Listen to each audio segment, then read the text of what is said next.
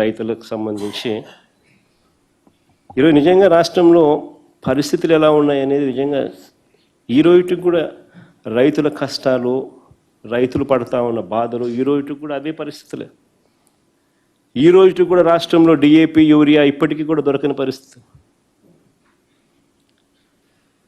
బుడ్డశనిగ విత్తనం మామూలుగా మా రాయలసీమ ప్రాంతంలో వేస్తూ ఉంటాం. సాగుకు సిద్ధంగా ఉంది.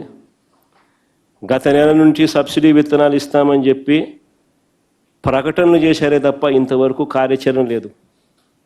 సబ్సిడీ విత్తనాలు ఇంతవరకు లేవు. ఉల్లి రైతును గాలికి వదిలేసినారు. 60 రోజుల నుంచి కిలో 3 రూపాయల కన్నా దాటడంలా. ప్రభుత్వం 1200 రూపాయలు క్వింటాల్కి ఇస్తామని చెప్పింది. ఎవరికి ఇచ్చారో ఎవరికి తెలియదు, ఇచ్చింది లేదు. ఉద్యమం గట్టిగా రైతులు నిరసించేసరికి 50,000 ఇస్తామని చెప్పినారు. 50,000 ఇంతవరకు విధి లేదు, విధానాలు లేవు. ఇంతవరకు ఎవరికి ఇచ్చింది లేదు. ధాన్యానికి గత ఏడాది బస్తా గిట్టుబాటు ధర లేక బస్తా 1100 నుంచి 1200 రూపాయలకు రైతులు తెగ నమ్ముకునే పరిస్థితి గత ఏడాది.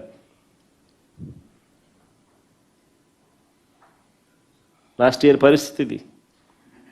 ఈసారి పరిస్థితులు ఎలా ఉంటాయో రైతులు నిజంగా ఆందోళన చెందుతూ ఉన్నారు. క్వింటాల్ పత్తికి గతంలో 12,000 పలికితే ఇప్పుడు 5,500 పలకడంలా. అరటి గతంలో 28,000 గరిష్టంగా పలికితే ప్రస్తుతం 3,500 పలుకుతా ఉంది. టమాటో రైతులు గిట్టుబాటు ధర లేక కూలీ ఖర్చులు కూడా రావని చెప్పి పొలాల్లోనే టమాటో వదిలేస్తున్నారు.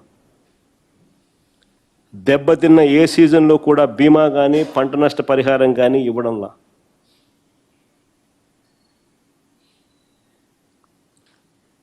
అంతెందుకు ఇటీవల కురిసిన వర్షాలకు పంట నష్టం జరిగితే కనీసం ఏ అధికారి ఆ ఊర్లలోకి వెళ్ళి ఆ పంట నష్టం జరిగింది కనీసం ఎన్యూమరేషన్ ఇంతవరకు జరగల.